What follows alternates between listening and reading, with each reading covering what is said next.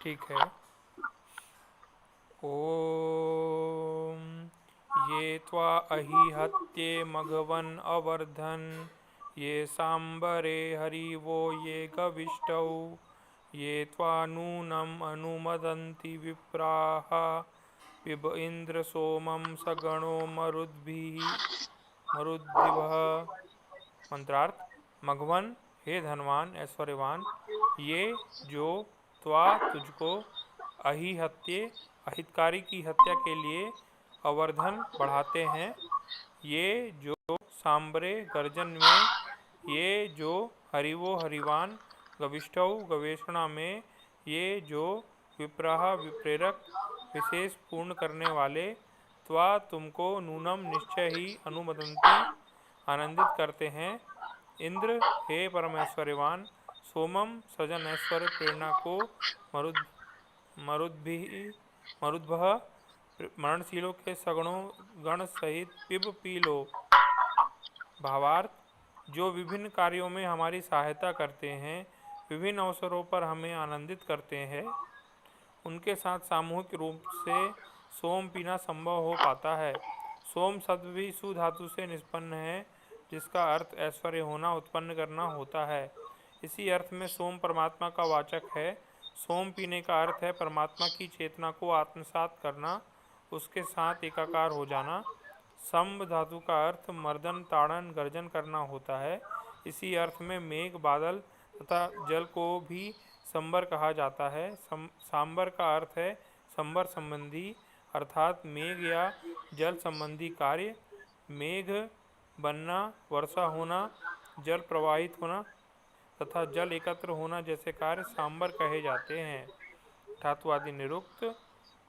मघवन, मघ ऐश्वर्य होना, ये सर्वनाम, त्वा सर्वनाम, अहिहत्ये उपसर्ग, ही गति करना, वृद्धि करना, अह विस्तृत होना, हन मारना, अवर्धन अक्रिया उपसर्ग, वृद्ध बढ़ना बढ़ाना, सांबरे संब मर्दन ताड़न गर्जन करना, हरिवो हुरी हरण करना, ले जाना, पहुँचाना, गविष्टौ गु बोलना, मनन करना, विप्राह वी उपसर्ग, प्रा पूर्ण करना, विप प्रेरणा करना, नूनम अव्यय, अनु उपसर्ग, मदंती मद हर्षित होना, तृप्त करना।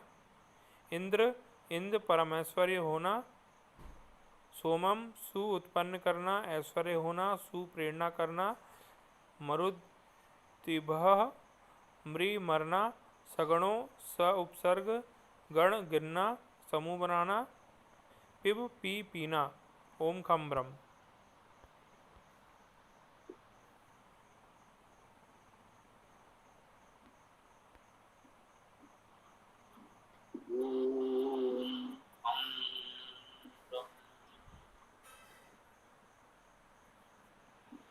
यजुर्वेद अध्याय 33 मंत्र 63। ओम ये त्वाहिहत्ये मघवन्नवर्धन ये शाम्बरे हरिवो ये गविष्टौ ये त्वानूनम अनुमदन्ति विप्राः पिब इंद्र सोमं सगणो मरुद्भिः।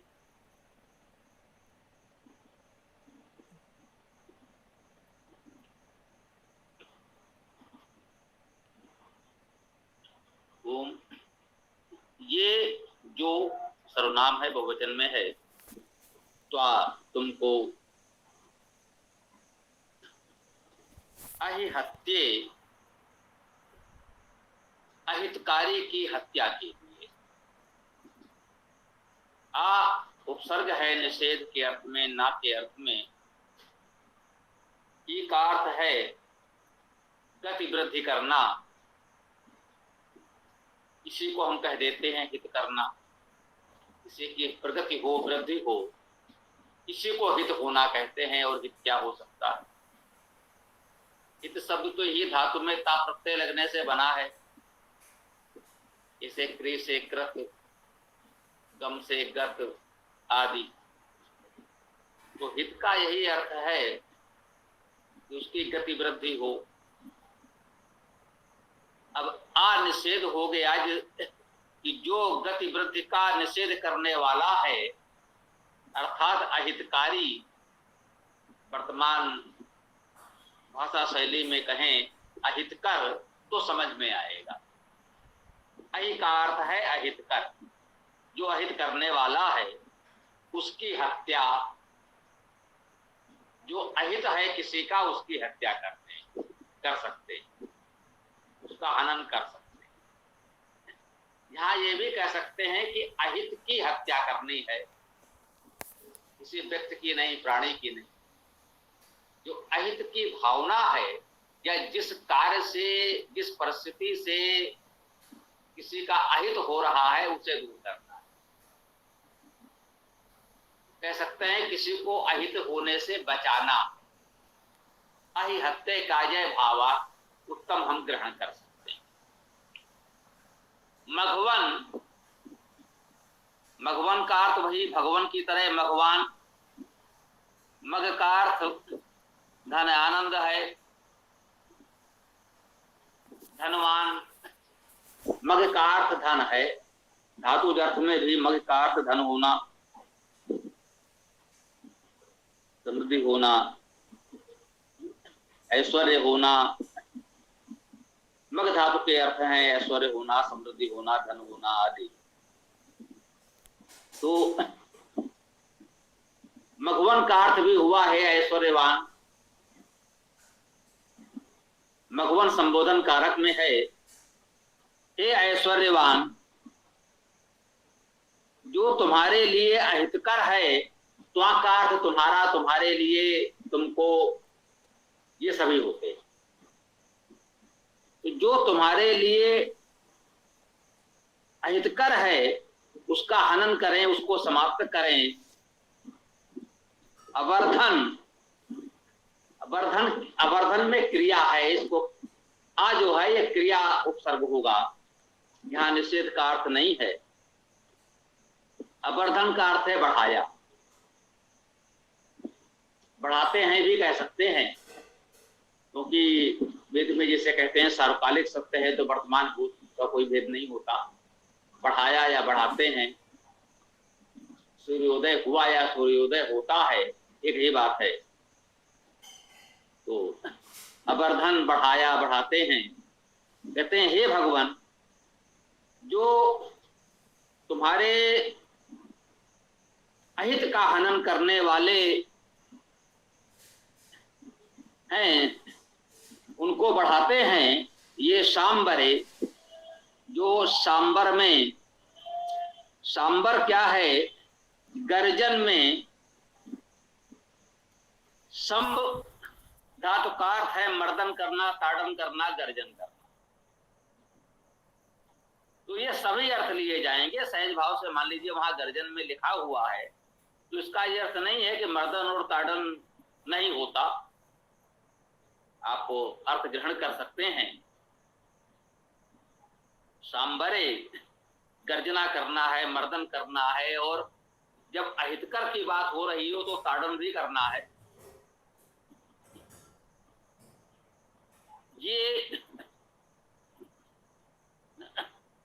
ये सांबरे, जो सांबर में, गर्जन, ताड़न में, हरि वो हरणशील, हरि धातु का अर्थ है हरण करना। ये हरि, हरिवाह इसी से हैं।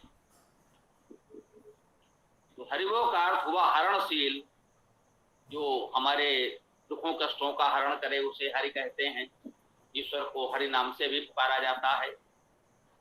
ये गविष्टो, ये जो गविष्टो अत्यंत गविष्ट जो हैं, गु धातु का अर्थ है बोलना, मनन करना, जो अत्यंत शब्द युक्त हैं, बोलना, शब्द करना, जो अत्यंत शब्द युक्त हैं, उत्तम वक्ता हैं, विद्वान वक्ता हैं कह लें। मननशील भी कहा गया है, क्योंकि जो विद्या है उसमें चिंतन मनन होगा तब सार्थक उपदेश किसी को किया जा सकता है। कुछ भी बोलते रहने का तो कोई अर्थ नहीं है। गविष्ठो कहा गया है, जो वक्ताओं में श्रेष्ठ हैं वे गविष्ठ, अत्यंत शब्दशील उत्तम उपदेशक का अर्थ ले सकते हैं। तो कह रहे हैं जो सांबर हैं, गर्जनशील हैं, अहितकार का ताड़न करने वाले भी हैं, हरणशील हैं, उत्तम शब्दकर्ता उपदेशक हैं, अहितकार का हनन करने वाले हैं, हे भगवान वे तुमको बढ़ाते, हे ऐश्वर्यवान, हे मघवन वे तुमको बढ़ाते हैं, तुम्हारे लिए अभिवृद्धि करते हैं। मघवन ऐश्वर्यवान परमेश्वर का भी वाचक है और उनके उपासकों का भी वाचक है। आध्यात्मिक अर्थ में परमेश्वर ग्रहण करते हैं और लौकिक प्रेरणा में हम उनके उपासकों को ग्रहण करते हैं। तो यही बताया गया कि अहितकर का हनन करने वाले, सांबर गर्जनशील, दुखों का हरण करने वाले हरिवो और उत्तम उपदेश करने वाले गविष्टव, ये तुम्हारी अभिवृद्धि करने वाले हैं, तुमको बढ़ाने वाले हैं। ये त्वा नूनम अनुमदन्ति विप्रा, ये जो त्वा तुमको, तुम्हारे लिए, नूनम अव्यय है, निश्चय ही, अनुपसर्ग हम जानते हैं, अनुमदन्ति अनुकूल, आनंदित करते हैं। मद का अर्थ हर्षित होना, आनंदित होना, आनंदित करना, मद धातु का अर्थ है। विप्रा भी उपसर्ग है और प्रा धातु का अर्थ है पूर्ण करना, जो विशेष रूप से पूर्ण करने वाले हैं। विप धातु का अर्थ है प्रेरणा करना, जो समाज को प्रेरणा देने वाले हैं, प्रेरणा करने वाले हैं, समाज को प्रेरित करने वाले हैं, वे विप्र कहे जाते हैं। विप्र कौन है जान लें, यहाँ पर उत्तम शब्द आया है विप्रा। ये विप्र कौन है? तो वि उपसर्ग प्रा धातु का अर्थ पूर्ण करना और विप धातु का अर्थ प्रेरणा करना। जो लोग समाज को उत्तम प्रेरणा देते हैं, जो लोगों की आवश्यकताएं पूर्ण करते हैं,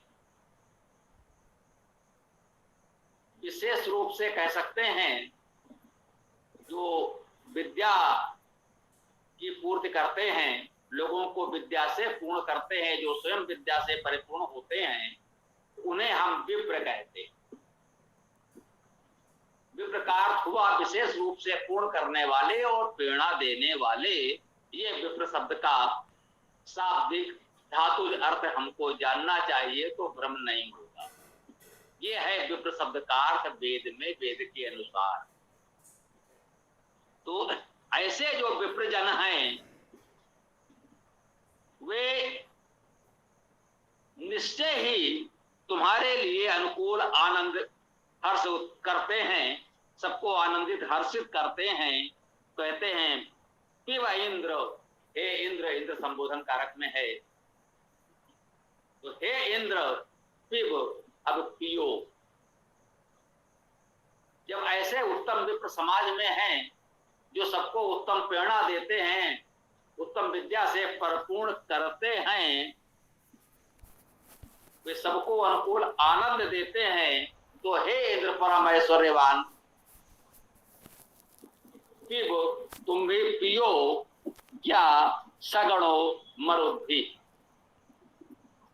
सगणो मरुद्धि, गणों सहित। और कौन से गण? मरुद्धि, मरणशीलों के साथ, मरणशीलों के समूहों के साथ पियो। जो भी हमें इस उत्तम आनंद विद्या का पान करना है, विप्र हमें सदुपदेश से परिपूर्ण कर रहे हैं, तो कह रहे हैं हे इंद्र सोमम। अब इस सोम को मरणशील प्राणियों के साथ मिलकर आनंदित होकर पियो। ये सोम क्या है? सुप्रसवे, सु ऐश्वर्य और सु प्रेरणे धातु में है, अर्थात ऐश्वर्य, सृजन और प्रेरणा को सोम कहते हैं। सोम शब्द में ये तीनों अर्थ हैं, सृजन, ऐश्वर्य, प्रेरणा। तो कहते हैं ए हे इंद्र परमेश्वरवान परमेश्वर और उसके उपासक, अपने सभी साथी मरणशील प्राणी जो हमारे जैसे मनुष्य आदि प्राणी हैं, इन सब के समूहों के साथ मिलकर सोम का पान करो, सोम को पियो, सृजन ऐश्वर्य प्रेरणा को पी लो। इसी प्रकार से वेद में परमेश्वर के अनेक नामों में सोम भी एक नाम है। वो सृजन ऐश्वर्य प्रेरणा देने वाला है, इसलिए परमेश्वर को सोम भी कहते हैं। यहाँ कह रहे हैं सोम का पान करो, सोम को पी लो, अर्थात सृजन ऐश्वर्य प्रेरणा को पी लो, ग्रहण कर लो। ये विप्रजन विद्या का उपदेश कर रहे हैं, उसका पान करो, उसे पी लो। और सोम परमेश्वर का वाचक भी है। उस परमेश्वर के दिव्य चेतना को साधना उपासना के माध्यम से हम आत्मसात कर लें, ग्रहण कर लें, अनुभव कर लें, उसे पी लें, उसका पान कर लें। यह है सोमपान का भाव हम यहाँ समझ सकते हैं। सोमपान क्या है? लोगों को बहुत भ्रम है। वेद में सोमपान की बात कही गई है। जी हाँ, अवश्य कही गई है, अनेक स्थानों पर कही गई है। बहुत से मंत्रों में सोमपान की बात कही गई है। सोम क्या है और सोमपान क्या है, जरा ये समझ लें तो बहुत आनंद आएगा। सोमपान करने में बहुत आनंद आएगा। सोम का अर्थ है सृजन ऐश्वर्य प्रेरणा, और इस अर्थ के साथ इन गुणों से युक्त परमेश्वर को भी हम सोम कहते हैं। उसकी चेतना को आत्मसात करना ही सोमपान कहलाता है। यही वैदिक अवधारणा है। वेद के शब्दों को वैदिक भाव के अनुकूल हम ग्रहण कर सकते हैं। धातु अर्थ है, पूरे प्रमाण सहित है। इससे अतिरिक्त तो कहीं कोई भ्रम के लिए स्थान ही शेष नहीं रह जाता। जब हम स्पष्ट धातु बताकर उसका धातु अर्थ प्रस्तुत कर देते हैं, तब किसी को कोई भ्रम शेष नहीं रहना चाहिए। इस प्रकार हम सब प्रमाण वेद का अर्थ प्रस्तुत करें तो समाज में फैले हुए भ्रमों का निवारण हो सकता है। अब हम यहाँ अपनी व्याख्या को विराम देते हैं। आप लोग जो भी प्रश्न विचार रखने हो रख सकते हैं। ओम खम ब्रह्म।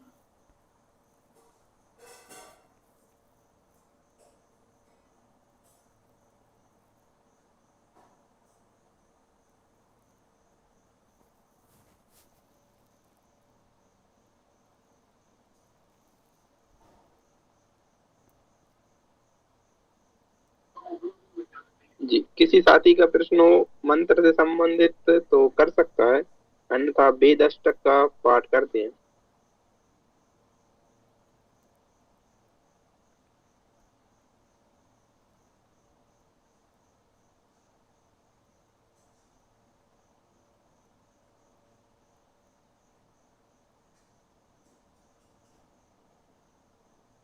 पाठ करो, कोई प्रश्न होगा तो बाद में आ जाएगा, देख लेंगे। ओम। जी स्वामी जी। विदुषी जी आप प्रारंभ कीजिए।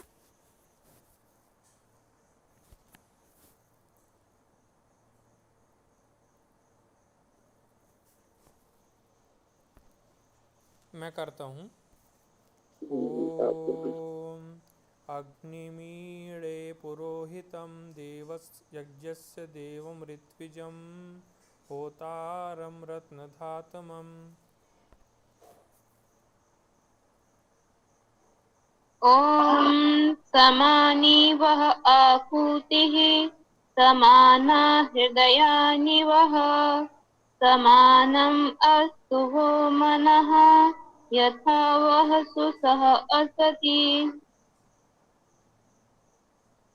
ओम अग्ने आयै बीतये किरणानुहा विदातये निहोता स्वस्ति वर्षि।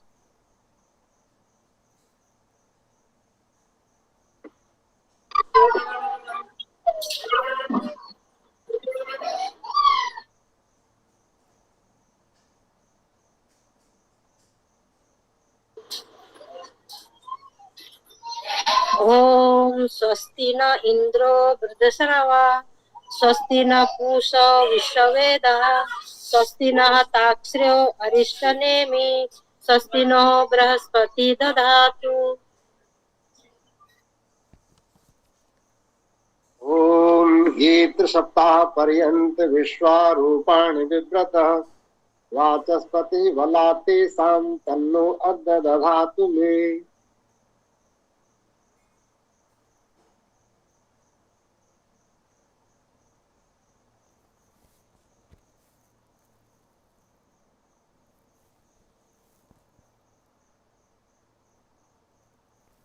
हाँ बोलिए, हरि बोलिए। हाँ बोलिए। आप बोलो। सबो दिवो रजसा पृथिव्या सहस्रम संसा उत एकविष्टौ सर्वान् इत्तान् उपयाता पिबध्ये। ओम इषेतोर्जे त्वावायविस्तदेवो वा सविता प्रार्पयतु श्रेष्ठतमाय कर्मण आप्यायत्वमग्न्या इंद्राय भागम प्रजावती अनमीवा अयक्ष्मा मावस्तेन ईशत मा अक्षंशो ध्रुवास्मिन् गोपतौ स्यात् वही यजमान पशु पाहि। ॐ हिरण्मयेन पात्रेण सत्यस्यापि हितं मुखं यो वसौ आदित्ये पुरुषः सो वसौवहम् ॐ खं ब्रह्म।